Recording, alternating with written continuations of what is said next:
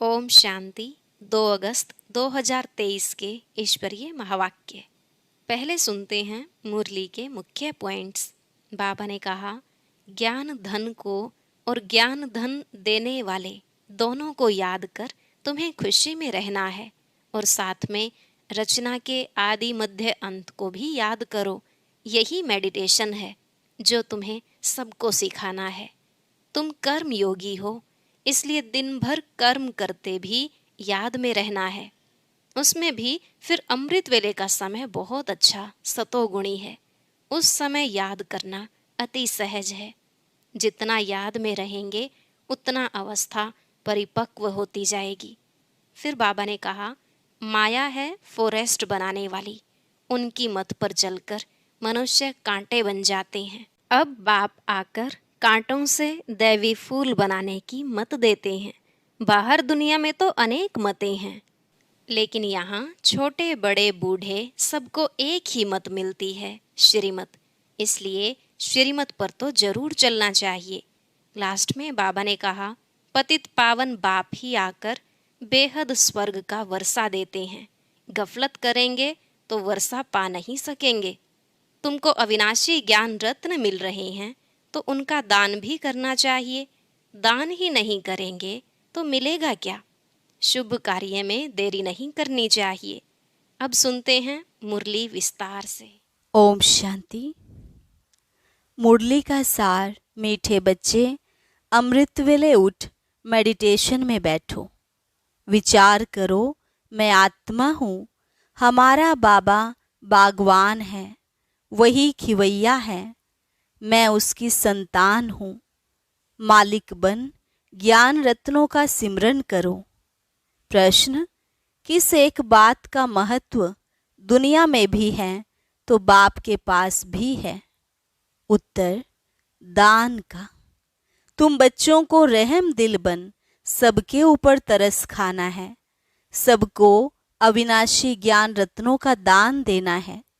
दानियों की बहुत महिमा होती है, अखबार में भी उनका नाम निकलता है। तो तुम्हें भी सबको दान करना है, अर्थात मेडिटेशन सिखलाना है। गीत, मुझको सहारा देने वाले दिल कहे तेरा शुक्रिया। ओम शांति। सहारा उनको दिया जाता है जो डूबते हैं, उनको पार करने के लिए सहारा देते हैं। क्योंकि खिवैया नाम तो भारतवासी जानते हैं। खिवैया का काम है डूबने वाले को बचाना। बच्चे जानते हैं भारतवासियों का बेड़ा डूबा हुआ है। हर बात भारतवासियों के लिए ही है और कोई खंड के लिए नहीं कहेंगे। यह भी तुम समझते हो। सत्यनारायण की कथा अथवा अमरनाथ की कथा भी यहाँ होती है। तुम जबकि सुबह को मेडिटेशन में बैठते हो तो किसको याद करते हो? भक्ति मार्ग में तो कोई किसको याद करते हैं। उन सब की साधना है अयथार्थ। सिखलाने वाला खिवैया व बागवान तो कोई है नहीं। गुरु लोग भी मेडिटेशन सिखलाते हैं कि ऐसे ऐसे करो। बहुत प्रयत्न करते हैं याद में रहने के लिए। योग साधना कहा जाता है। वह तो मनुष्य को कराते हैं। अभी तुम जानते हो, इस बगीचे का माली अथवा मालिक हैं परम पिता परमात्मा। कांटों के जंगल का मालिक है रावण। माया रावण कांटों का जंगल बनाती है। यह तुम्हारी बातें भी कोई जानते हैं, भूल जाते हैं। माया भुला देती है। मेडिटेशन में बैठने में भी माया बड़ा विघ्न डालती है। मेडिटेशन कैसे करो यह भी बाप सिखलाते हैं। तुम तो कर्म योगी हो। दिन में तो कर्म करना ही है, उसके लिए कोई बंधन नहीं है। दिन में कभी भी मेडिटेशन नहीं होती। दिन में तो खाना पीना, खेलना कूदना, धंधा धोरी करना होता है। उसमें याद थोड़े ही रह सकती है। कहते तो बहुत हैं कि हम सारा दिन याद में रहते हैं, परंतु है तो बड़ा मुश्किल। बाबा अनुभव बतलाते हैं। अमृत वेले का समय सतोगुणी होता है। उस समय याद करना सहज है। अमृत वेले का टाइम सबसे अच्छा है। दिन में तो लफड़े रहते हैं। हाँ, कर्म करते समय याद स्थायी रह सकती तो है बहुत अच्छा, परंतु बाबा अपना अनुभव बतलाते हैं। मैं कोशिश करता हूँ बाबा की याद में रह तुमसे बात करूं। अंदर यह नशा रहता है। मैं स्वयं बाप, प्रजापिता ब्रह्मा, बच्चों से बात करता हूँ।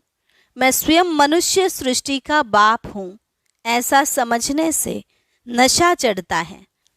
बाकी मैं आत्मा हूँ, परम पिता परमात्मा बाप को याद कर बात करूं, वह याद बड़ा मुश्किल रहती है। बाबा अपना अनुभव बतलाते हैं ना, बाप सिखलाते भी हैं। यह तो जानते हो हम बागवान हैं। बागवान तो जरूर बगीचा ही बनाएंगे, कांटों को थोड़े ही बनाएंगे। माली कांटों का बीज थोड़े ही लगाएंगे। माली हमेशा बागवान होते हैं, फूल लगाते हैं।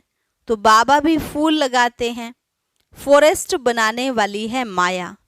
उनकी मत पर चलने से मनुष्य कांटे बन जाते हैं। यह तो ज्ञान मिला है। बाबा बागवान है, खिवैया है, रहम दिल भी है, बीज रूप भी है। रात को जब बैठते हैं तो ख्याल चलता है यह कितना बड़ा बगीचा है, पहले कितना छोटा था। तो योग के साथ साथ ज्ञान भी चाहिए। मनुष्यों के पास तो ज्ञान कुछ भी नहीं है। अनेक प्रकार के योग लगाते हैं, किसी न किसी की याद में बैठते होंगे, ज्ञान की बात ही नहीं। काली माँ की याद में बैठे होंगे तो सिर्फ काली की शक्ल ही सामने आएगी। जगदम्बा को याद करते रहेंगे, वह है भक्ति मार्ग। न बाप की याद न वर्षे की याद रहती। भक्ति बहुत तरीके से करते हैं, माला फेरते हैं, कोई तो गुप्त करते हैं। हमारी भी है गुप्त माला। तो ये रस्म रिवाज भक्ति मार्ग में कितना चलाते हैं। बाबा को छोटेपन का अनुभव है। जैसे बाप फेरते थे, हम भी उनको देख एक कोठरी में बैठ माला फेरते थे, राम राम कहते थे। बस ज्ञान कुछ भी नहीं। अभी तुम बच्चों में तो ज्ञान है।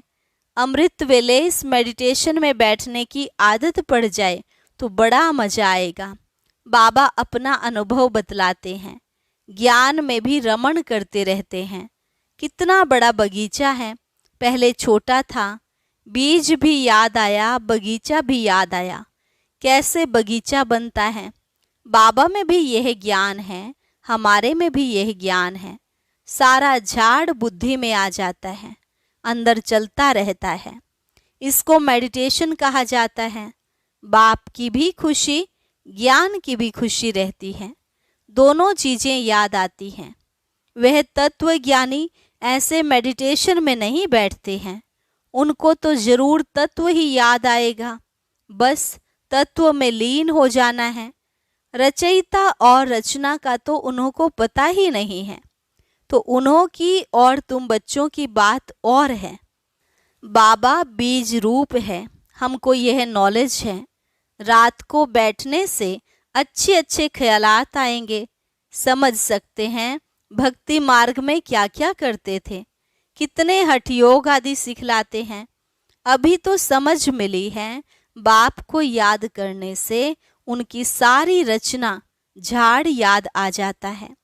हम 84 जन्मों का चक्र लगाकर आए हैं, अभी हम जाते हैं वापस। यह ड्रामा का चक्र फिरता रहता है। ज्ञान धन को भी याद करते, धन देने वाले को भी याद करते हैं।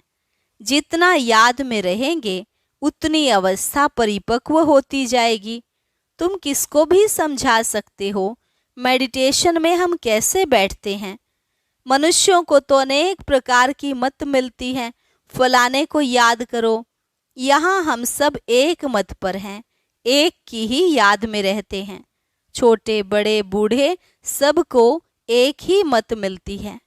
मेडिटेशन में तो बैठना होता है ना। हम आत्मा सो परमात्मा तो हो नहीं सकते। आत्मा कहती है हमने 84 जन्म पूरे किए, अब वापस जाना है। परमात्मा ऐसे कहेंगे क्या?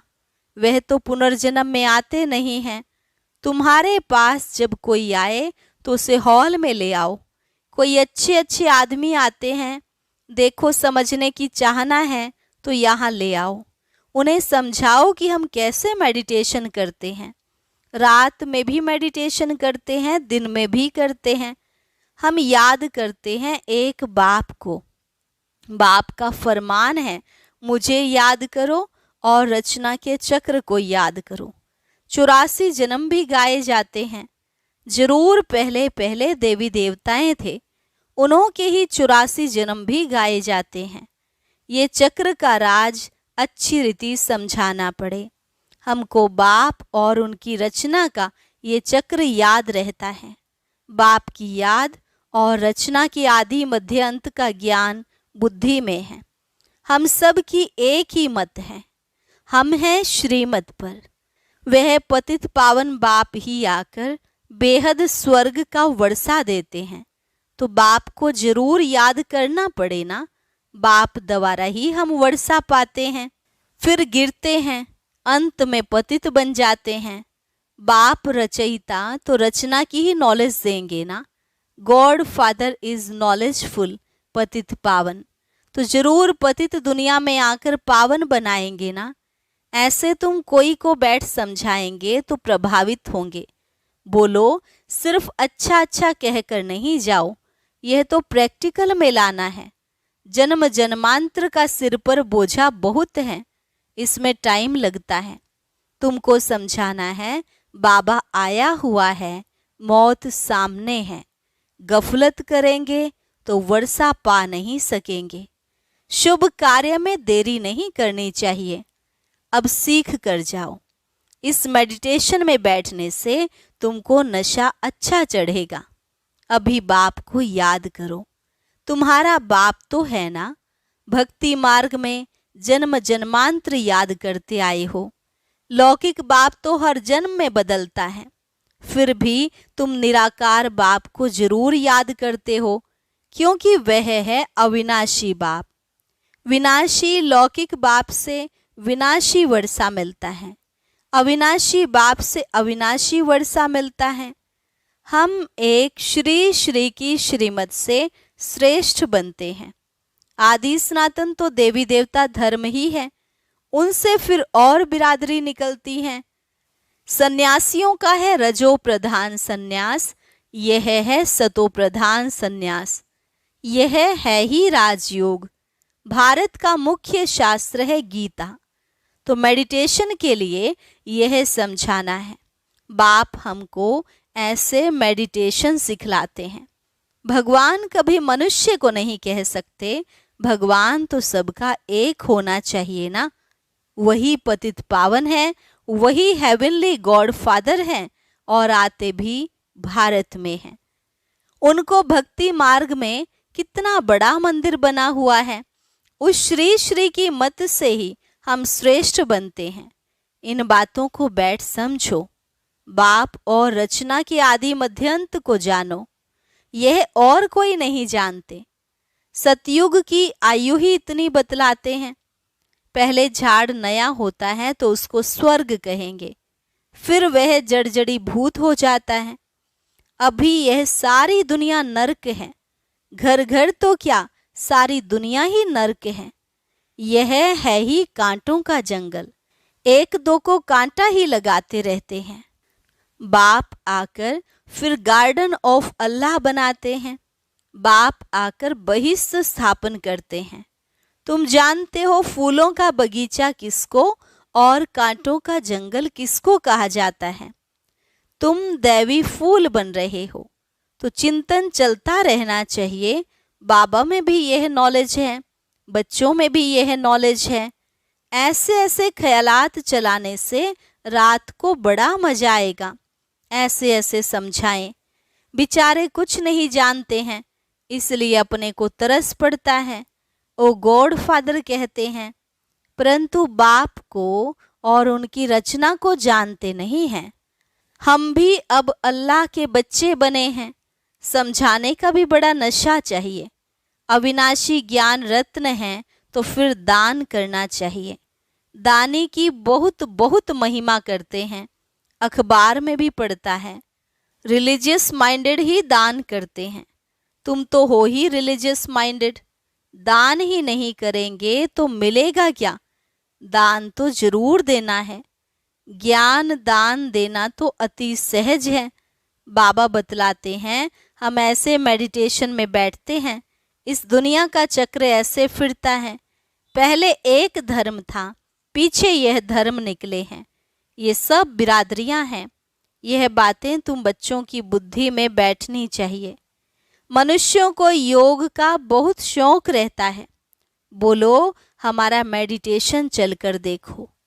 रिलीजियस माइंडेड जो होते हैं वह मेडिटेशन हॉल देखकर खुश होते हैं। रिलीजियस माइंडेड मनुष्य कभी पाप नहीं करते। तुम्हारे पास समझाने की पॉइंट्स तो बहुत हैं, परंतु बच्चे नंबरवार हैं। कोई की बुद्धि का ताला ही नहीं खुलता है। बाप को याद नहीं करते तो ताला खुलेगा कैसे? है बहुत सहज बात। समझाना है हम याद में कैसे बैठते हैं। मनुष्यों को तो पता नहीं कि हम किसको याद करते हैं। हमको सिखलाने वाला स्वयं निराकार परमपिता परमात्मा है, जो सबका बाप है। वह पतित पावन गॉड फादर हमको राजयोग सिखलाते हैं। अब तुम सीखो ना सीखो, हम सब की तो एक ही मत है। श्री श्री से हम मत ले रहे हैं। यह है एम ऑब्जेक्ट। जैसे बाप नॉलेजफुल, वैसे बच्चे। मनुष्य से देवता एक ही बाप बनाते हैं। ऐसे ऐसे विचार करने से रात को भी बहुत मजा आएगा। अच्छा, मीठे मीठे सिकिल अधे बच्चों प्रति मात पिता बाप दादा का याद प्यार और गुड मॉर्निंग। रूहानी बाप की रूहानी बच्चों को नमस्ते। रूहानी बच्चों की रूहानी बाप दादा को नमस्ते नमस्ते, गुड मॉर्निंग।